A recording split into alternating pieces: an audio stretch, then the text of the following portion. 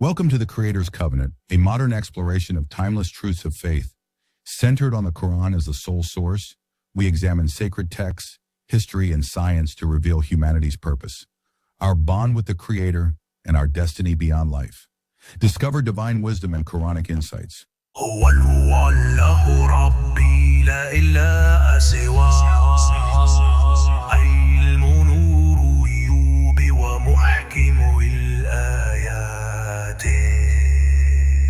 Welcome back to the Deep Dive. This is where we take the sources you send us and, well, we really dig in to find those nuggets of knowledge, the surprising things that can really shift your perspective. And today, wow, we are heading into some really unique territory. We're exploring ancient texts, yes, but through a lens that's incredibly modern, almost revolutionary, I'd say. We got some fascinating material from a listener who goes by Learner, who's looking for that quick but deep understanding.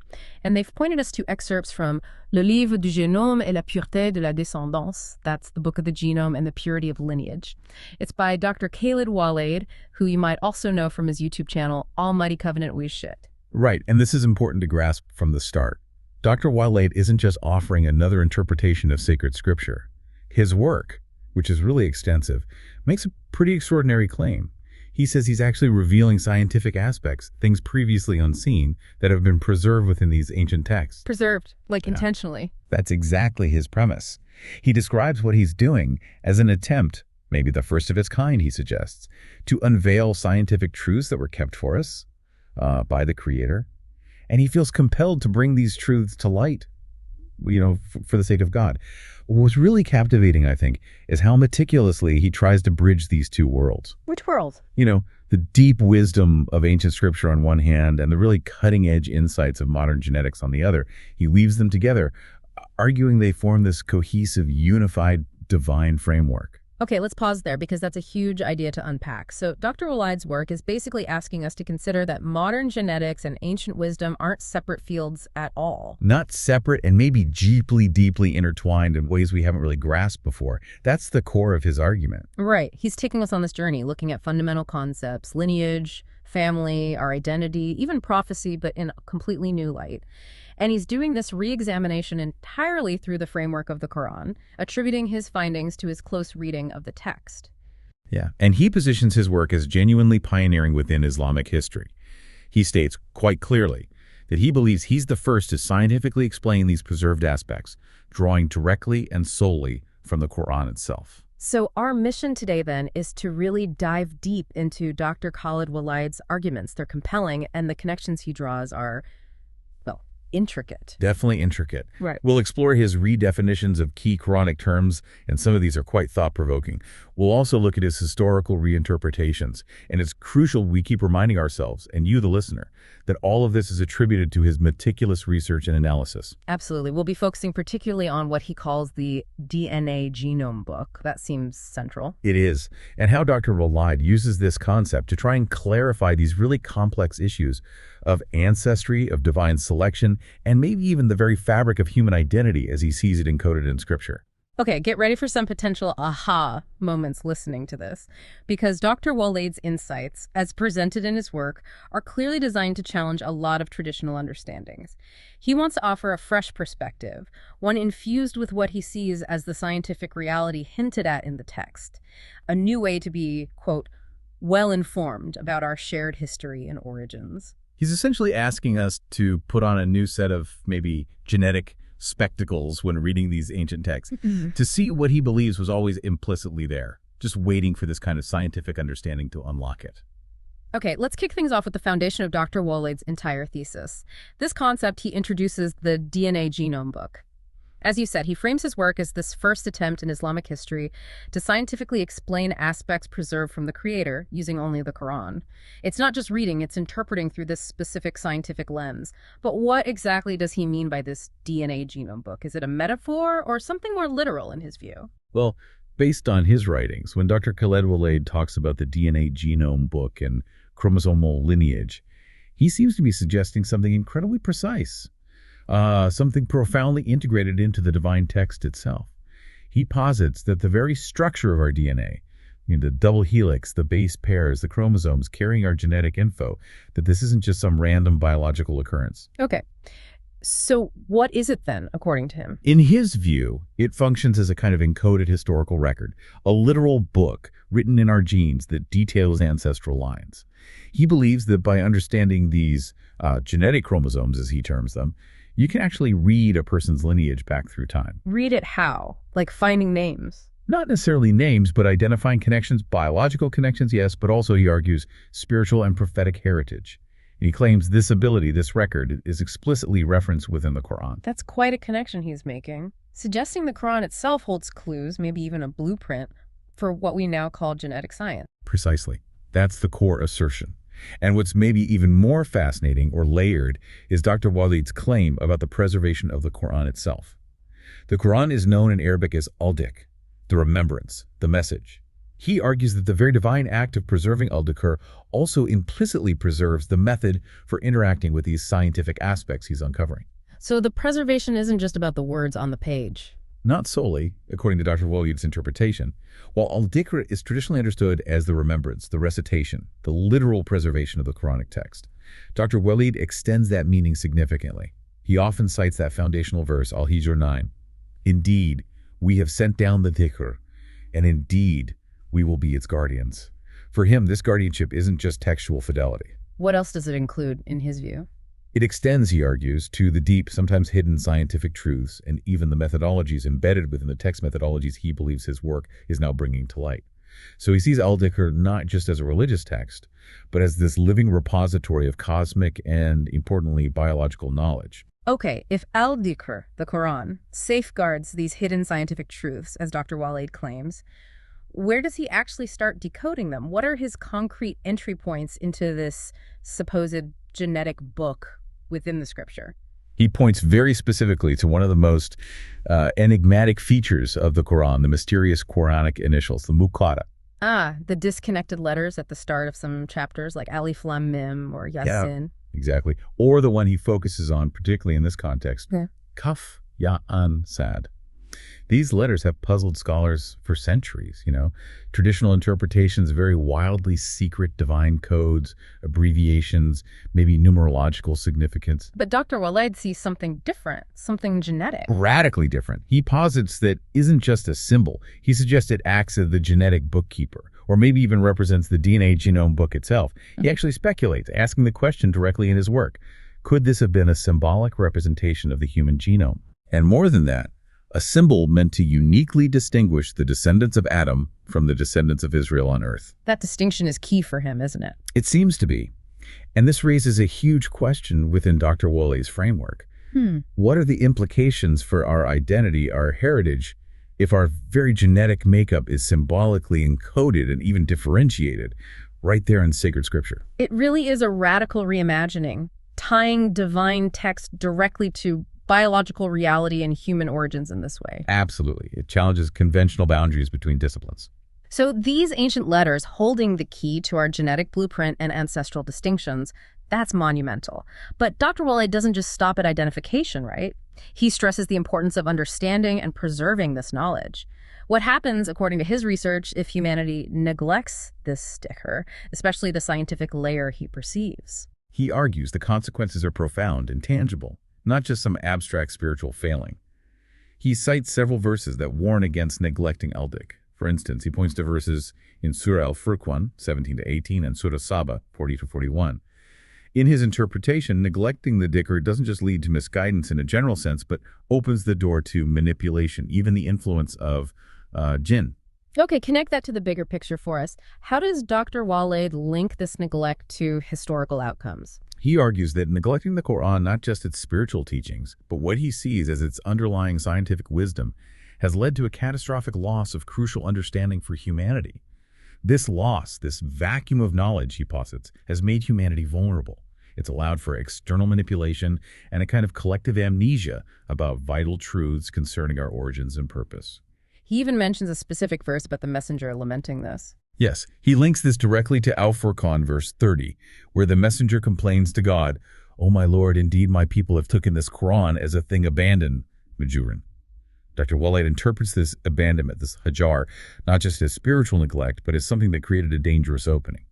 a vacuum that, according to Dr. Waleed's analysis, allowed Iblis, Satan, and the jinn to gain control, effectively hijacking human understanding and steering it away from the Creator's intended path, obscuring these very scientific truths he's trying to recover. So it completely reframes historical narratives. It suggests our scientific illiteracy, specifically regarding scripture, has had real-world consequences, making us susceptible to malevolent forces, in his view. That's precisely the implication of his argument. It adds a whole new layer to understanding revelation in human history. Okay, now, Dr. Khaled Waleed takes us deeper. He starts analyzing specific Arabic terms in the Quran related to family and lineage, and he gives them these very precise definitions that are crucial for his whole genetic thesis. He believes that if we don't understand these terms correctly, through his lens, we miss the Quran's full scientific message. Exactly. This is where his linguistic analysis, consistently underpinned by his genetic framework, really comes into focus. He looks at terms like alal, alal, and alriya. And he argues that the common translations or interpretations are often too simplistic. They miss the deeper, more nuanced meanings that he believes are rooted in the text meanings with genetic, honorific, even geographical implications. All right, let's take them one by one. Start with alal, often just translated as family or people. How does Dr. Waleed redefine this term? For Dr. Waleed, Allah isn't just a neutral term for family. He argues it carries this powerful spatial and honorific weight. Think of the common phrase, al-bayt, the people of the house. Traditionally, that often refers to the Prophet Muhammad's immediate family or maybe his household more broadly. But Dr. Waleed sees it differently. Yes. He argues al-bayt links directly to sacred geography, specifically al-Masjid al-Haram in Mecca, but also, very importantly for his thesis, to Jerusalem, which he consistently refers to using terms like Baka al-Rahman or Dar al-Salam. So according to his analysis, al signifies a special honor, a distinction bestowed by God upon truly righteous servants. Who are these righteous servants specifically? He explicitly states in his work that al refers to those qualified by God himself to inhabit the blessed and pure land, specifically Jerusalem, Dar al-Salam. And he identifies them very precisely as the Arab, unlettered, chosen prophets upon whom God bestowed clear signs. So it's a very specific designation in his view. So it's not just family, it's about divine selection, righteousness, and a connection to a sacred place, Jerusalem. It's a status granted by God. Exactly. A great eligibility, as he puts it, conferred by the most merciful. Not something simply inherited by blood in a general way, but a specific, earned, divinely recognized status tied to place and piety. That's a major reinterpretation. Okay, moving on. How does Dr. Waleed define alal? This is another term often just translated as family or people. How does he distinguish it from alal within his framework? Right. Well, al is also commonly translated as family, kin, or people, often maybe in a slightly broader sense than al. Dr. Waleed gives it a more functional definition. He clarifies al as denoting a kind of functional belonging, or maybe a clear, known, interconnected lineage based on relationship and responsibility. Functional belonging. What does that mean practically? He extends its meaning beyond just immediate blood relatives. According to Dr. Waleed, al includes anyone under one's care, protection, or authority. So think of workers, servants, employees in a company, anyone you safeguard or are responsible for.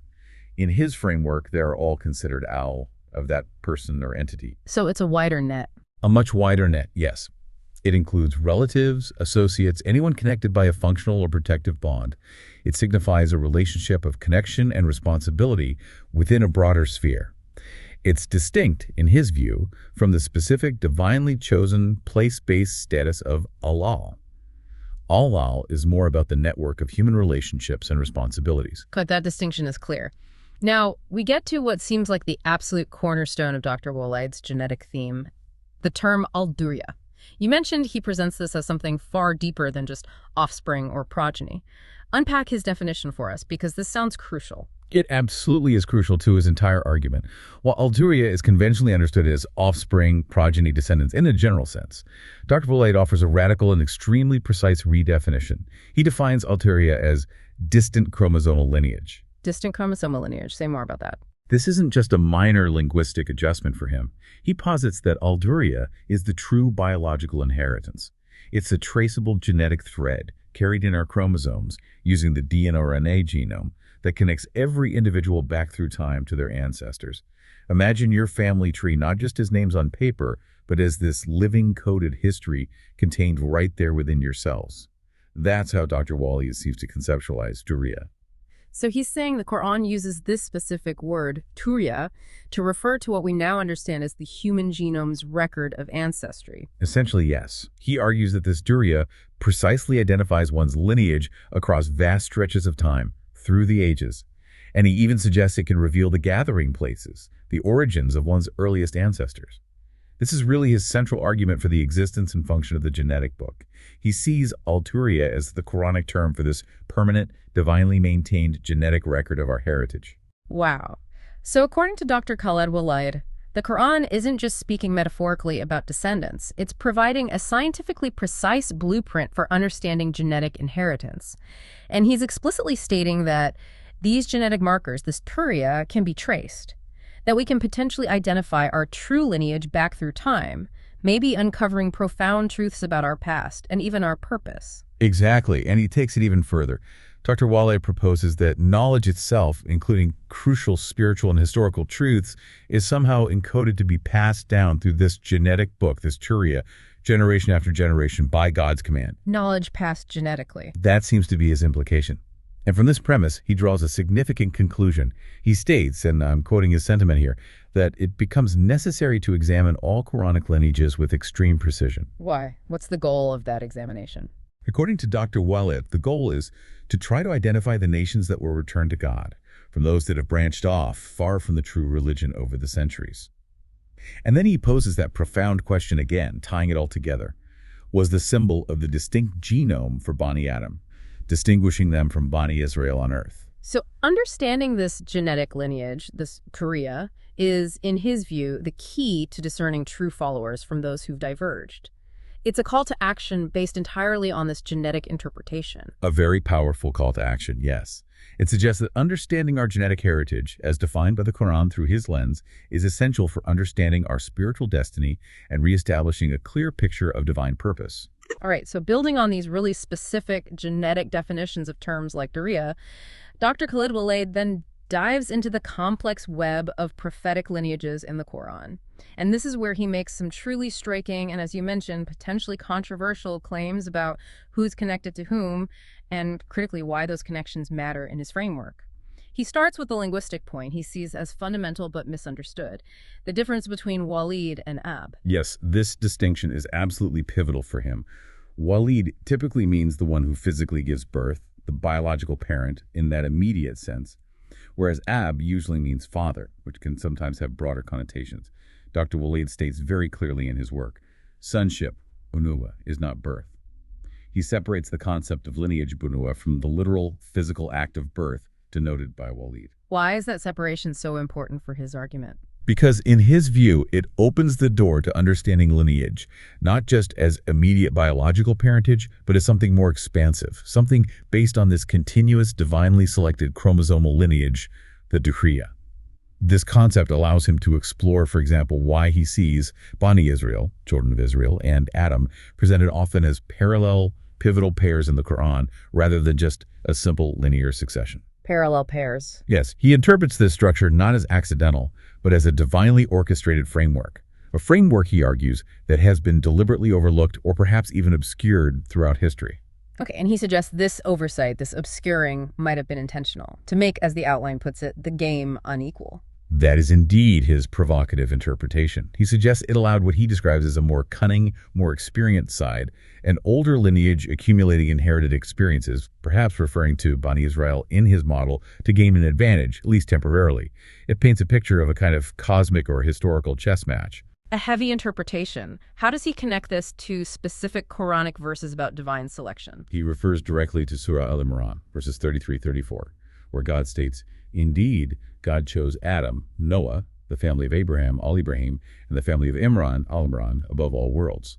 And critically, the verse continues, Kuriya Baduha min Ba'd, often translated as offspring, one from the other, or descendants, some of them from others. How does Dr. Waleed interpret Turiya, some from others? He sees Turiya here, again, as that pure, unbroken chromosomal lineage.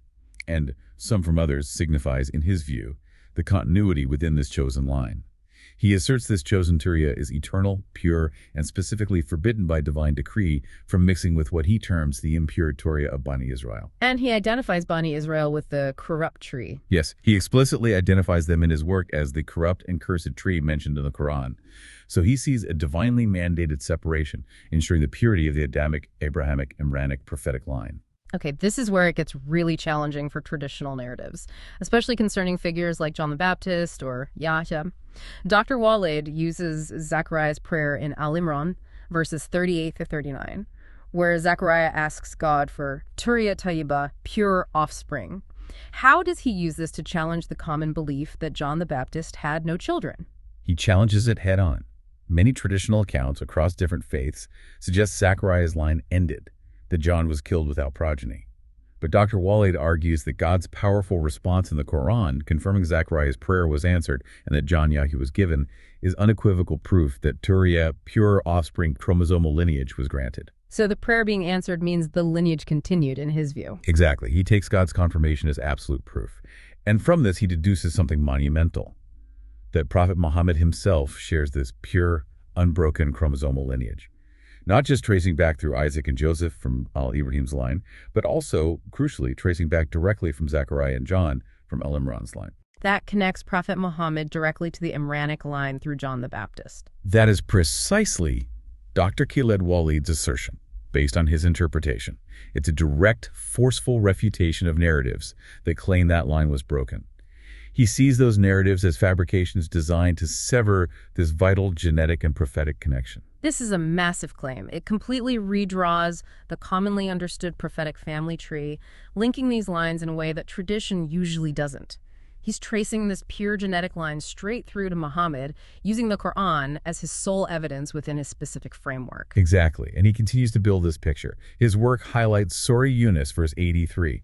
It mentions that during Moses' time, only a Turiya from Moses' people actually believed in him. Only a Turiya, not just some people. Right. Dr. Waleed emphasizes the use of Turiya here again, meaning that pure, distant chromosomal lineage. Only those possessing this specific lineage truly believed, and they did so in fear of Pharaoh and their assembly. He then connects this idea of the Turiya being the first true believers to his concept of the Al-Bayt. The ones connected to Jerusalem. Yes. He argues that the first true believers in the subsequent Arab unlettered Adamic prophets, like Muhammad in his view, were the Al-Bayt, those specific Arab descendants possessing the pure Adamic Turiya, living in the blessed land, Jerusalem, Baka, Al-Quds. These, he claims, are the sincere supporters of God, always defending God's sacred house there, driven by a voluntary, unwavering faith that stems from their pure lineage. It offers a very specific identity for the earliest, truest believers. Okay, let's move into another really complex relationship that Dr. Khaled Waleed analyzes, the one between Bani Israel, the children of Israel, and Bani Adam, the children of Adam. He offers a quite provocative take on how their destinies are intertwined. Yes, he frames their entire historical interaction not as coincidence, but as a divinely ordained trial, a reciprocal test. He draws heavily on the beginning of Surah Al-Isra, verses 2 through 4. These verses mention God giving Moses the book as guidance for Bani Israel, and then addresses them, crucially, as O Turiya of those we carried with Noah. Okay, what does Dr. Waleed conclude from that specific phrasing? According to Dr. Waleed's analysis, this confirms two critical points for his thesis. First, it confirms that Bani Israel were indeed among those saved on Noah's Ark, carrying a distinct genetic signature, a specific Turiya, from that event. Second, and perhaps more profoundly, he argues their very existence and subsequent history serves a specific divine purpose, for Bani Israel to be a trial, a test, for Bani Adam, and reciprocally, for Bani Adam to be a trial for Bani Israel. A mutual testing ground ordained by God. That's exactly how he interprets it based on these verses. It provides this deep theological and historical context for centuries of interaction, conflict, and convergence between these groups. He sees it as part of a divine plan, a structured test between these two major lineage streams he identifies. Right. Now, this is where, as the outline notes, it gets really interesting regarding specific lineages. Dr. Waleed digs into Surah Maryam, verse 58. This verse lists prophets upon whom God bestowed favor, mentioning them as being from the Turiya of Adam, and of those we carried with Noah, and of the Turiya of Ibrahim and Israel. What does Dr. Waleed notice here? he notices what isn't explicitly stated. He performs a very meticulous reading here. The verse clearly says, Durya of Adam and Torti of Ibrahim. It mentions those we carried with Noah, and it mentions Israel alongside Ibrahim.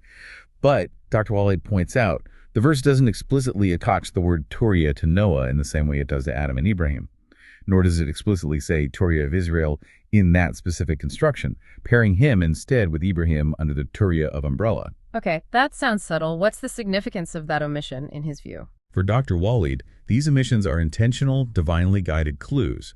He connects those carried with Noah directly back to Bani Israel, based on the Al-Isra verse we just discussed. He deduces from the phrasing in Maryam 58 that Israel did indeed have a Durya that was carried with Noah, but the text structures it this way, he believes, to prompt careful researchers to make that connection. So he's saying the text is structured to make you cross-reference verses to uncover a hidden genealogical link, a link obscured by tradition. Precisely. He sees it as the most merciful guiding researchers to uncover truths that he believes have been intentionally hidden or misinterpreted by historical narratives that might want to downplay or deny the ancient roots or the specific role of Bani Israel as carried with Noah.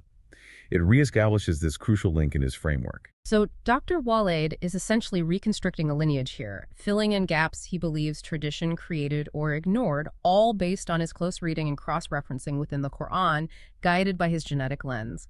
What about the other lineage mentioned in that area, the Turiya of Al-Imran, which includes Jesus and John? How does he handle the fact that their Turiya isn't explicitly listed in Maryam 58 either? He addresses that directly. Dr. Waleed highlights the intentional omission of Turiya of Al-Imran in verses like Maryam 58, not to suggest they didn't have Turiya, but for the exact opposite reason. He argues this omission serves to emphasize the absolute, uninterrupted continuity of the pure Turiya. This continuity, he asserts, flows seamlessly through both the Abrahamic line, via the Adamic prophets, and the Imranic line, via Zechariah, John, Jesus. So the omission confirms continuity. How? His logic seems to be that by not needing to single out the Imranic Turiya separately here, the text assumes its continuity as part of the overall flow of chosen Turiya. He argues this confirms the existence of descendants for both Jesus and John. It directly contradicts, in his words, the lies of the foolish and their followers, those who perpetuate the narrative that these prophetic lines ended abruptly without progeny. So he's saying the silence in the text here actually proves the lineage continued, countering those he calls liars. That's his strong assertion. He emphasizes that God intends, through this subtle textual structure, to confirm this continuity, thereby exposing what he views as historical fabrications designed specifically to break this perceived prophetic chain. The continuous flow discredits the idea of abrupt endings in his interpretation. And he finds further support for this idea that prophets generally had offspring. Yes, he reinforces this entire line of argument by citing Surah Al-Ra'd, verse 38. This verse clearly states that God sent messengers before Prophet Muhammad and gave them wives and Durya, offspring lineage. That seems quite explicit. It does. And Dr. Waleed uses it as a powerful piece of textual evidence to solidify his claim that prophets, including Jesus and John, followed this general divine pattern and did indeed have offspring. He then circles back again to Al-Imran 38-39, Zechariah's prayer for Turiya Tayyiba, using it to forcefully refute what he calls the impure Israelite heritage stories about the discontinuity of the Imranic line. And he specifically reinterprets the word used to describe John the Baptist, Hasura. Yes, this is a key part of dismantling that narrative for him. The word Hasura is often translated as chaste or celibate, and used as evidence John had no children. Dr. Waleed argues forcefully that this translation is wrong, or at least misleading in this context. He claims Hasura refers not to a physical inability or choice of celibacy, but rather to noble qualities, righteous deeds, a pure heart, an elevated soul, someone who restrains himself from falsehood or sin. So Hasura describes moral character, not marital status or procreation in his view. Exactly. So according to Dr. Waleed's research and linguistic analysis, the Quranic description of John as Hasuraya doesn't preclude him having Turiya. It actually describes his spiritual purity. This allows Dr. Waleed to completely dismantle the narrative of John's assassination being the end of his lineage, reframing it as a fabrication designed to hide the true, continuous flow of this vital prophetic Turiya. This whole reinterpretation, drawing on linguistics, genetic implications, and verse cross-referencing, really does reshape the understanding of these key figures and their lasting impact through lineage, at least as presented compellingly by Dr. Khaled Waleed. It demands a re-examination of deeply held beliefs. It certainly presents a profound challenge to traditional stories, urging readers to engage directly with the Quranic text through his unique genetic-focused methodology. Okay, so let's bring all these threads together now. We've talked about the DNA genome book, the redefinition of terms like Turiya, the tracing of pure lineages, the refutation of broken lines. How does Dr. Khaled Waleed see this culminating? It all culminates in Dr. Khaled Waleed's grand narrative in the figure of Prophet Muhammad. According to Dr. Waleed's extensive work, Prophet Muhammad isn't just another prophet in the chain. He represents the direct, pure result, the convergence point of both the Abrahamic and the Imranic Duriya lines that he has meticulously traced. The ultimate merging of these pure genetic streams. Precisely. A profound convergence of these divinely protected prophetic lines. And this convergence, Dr. Waleed states, holds the secret to understanding the passionate support Prophet Muhammad received from the Ansar. The Ansar, the helpers in Medina? But wait, Dr. Waleed identifies them differently. Yes, this is another one of his highly controversial points.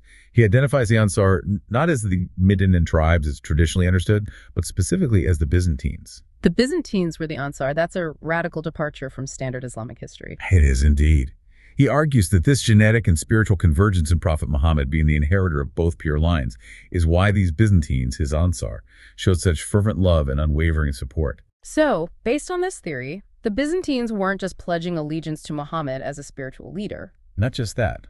Dr. Waleed asserts they pledged allegiance to him specifically as the rightful ruler, the Wali, and king of the Kingdom of Jerusalem. The Kingdom of Jerusalem. So, in Dr. Waleed's view, the early Islamic movement's focus and legitimacy were centered on Jerusalem, ruled by Muhammad, supported by Byzantines who recognized his unique lineage. That is exactly the picture he paints. A radical rereading of early Islamic geopolitics, placing Jerusalem, or Baka al-Quds as he calls it, at the absolute center, and attributing the Ansar's support to this recognition of Muhammad's inherited right to rule there, based on his pure combined Turiya. And he believes the history of this specific Kingdom of Jerusalem under Muhammad with Byzantine support has been erased. Deliberately erased, according to his argument. He believes this foundational period has been systematically removed from mainstream accounts. And this ties into another of his most controversial historical claims, the destruction of the Library of Alexandria. Right, the famous library. The common story, though debated, often links its destruction to the early Muslim conquests, perhaps by Ammar ibn al-Az under Caliph Umar. What does Dr. Waleed claim? Dr. Waleed completely refutes that timeline. He claims the Library of Alexandria was actually burned much later, during the Abbasid era, not during the time of the early rightly guided caliphs immediately following the Prophet's death. Burned by the Abbasids. Why?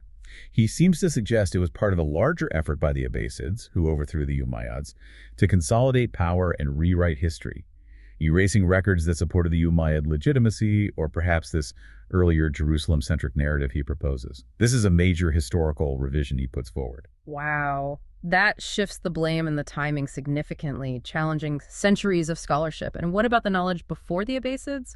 He claims the Umayyads preserved it. Yes.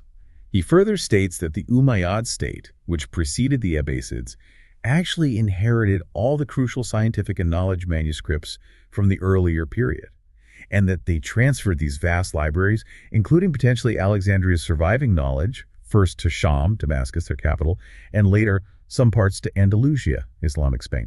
So, in Dr. Waleed's view, the Umayyads were curators of knowledge, not destroyers. Okay, so the knowledge wasn't lost then, just relocated by the Umayyads, according to him. What about religious practice during that Umayyad period? He mentions the Hajj, the pilgrimage. He has another layer here.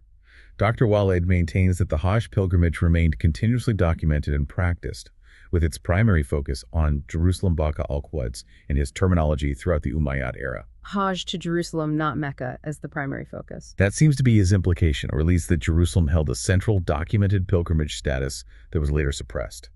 He claims this continued until, in his words, the Fitna, the great discord or sedition involving both Bani Israel and the Arabs, emerged. And this Fitna led to? According to Dr. Waleed's historical narrative, this fitna led directly to the destruction of the Umayyad state.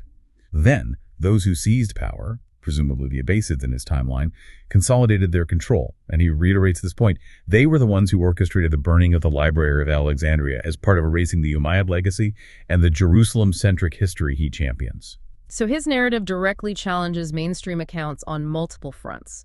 the identity of the Ansar, the focus of early Islam on Jerusalem, the Umayyads as preservers of knowledge, the timing and perpetrators of the Library of Alexandria's destruction, and even the historical focus of the Hajj, all interpreted through his unique lens.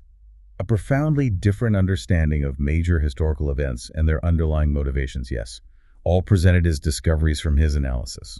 So given this radical reevaluation of history, lineage, and scripture, what's the takeaway? What does all this mean for us, the listener, today, according to Dr. Khaled Waleed's work? If history's been rewritten and true lineage is obscured, what's his ultimate message? It culminates in a powerful, really urgent call for unity, a unity based on recognizing this rediscovered truth as he presents it.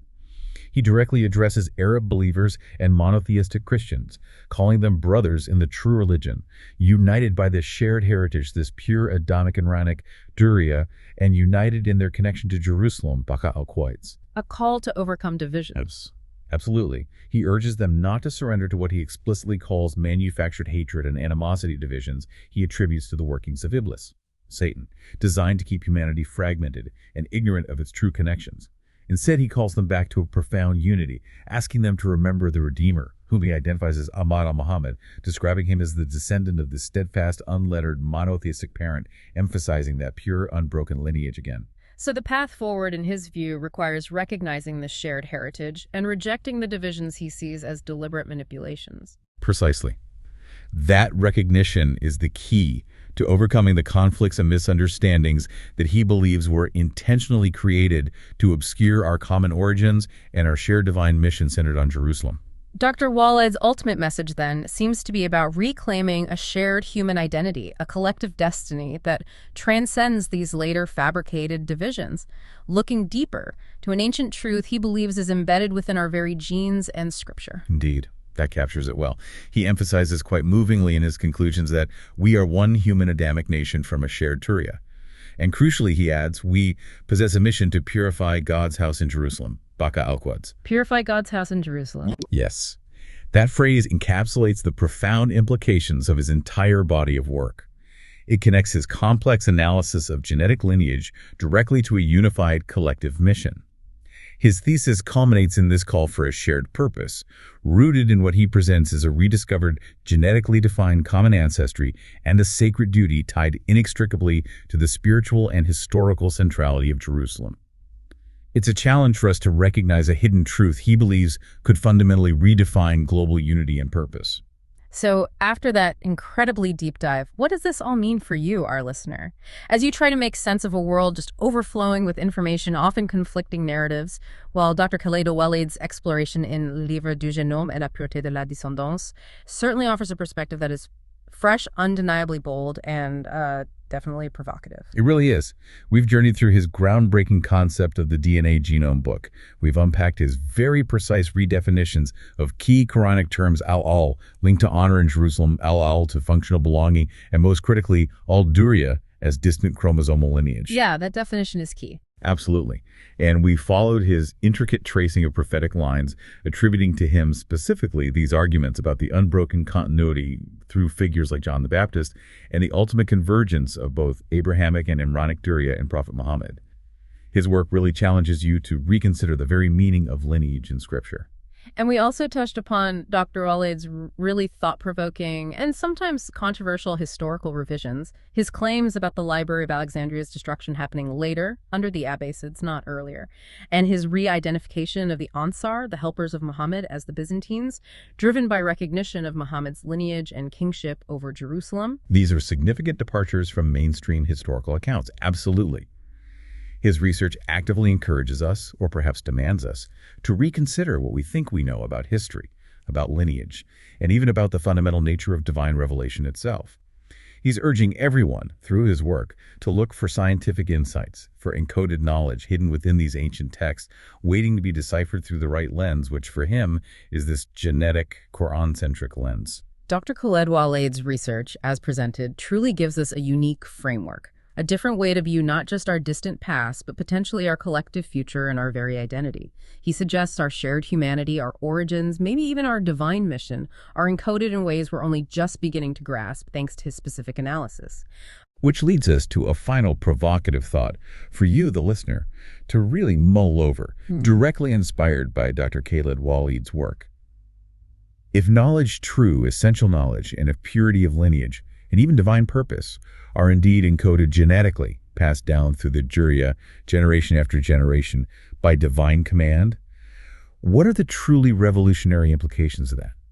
What could that mean for understanding human potential, for accessing historical memory in a completely new way, for grasping our collective destiny as a species? It really forces you to think about the connection between the ancient and the modern, between scripture and science, in a potentially world-changing way. It certainly does. A profound question stemming directly from the core arguments presented by Dr. Khaled Waleed. Definitely something powerful to ponder until our next deep dive. Thank you so much for joining us on this fascinating and quite challenging journey today. And remember, if you want to explore these ideas further directly from the source, you can check out Dr. Khaled Waleed's YouTube channel. It's called Almighty Covenant, Liwilsa, for more of his compelling work and analysis.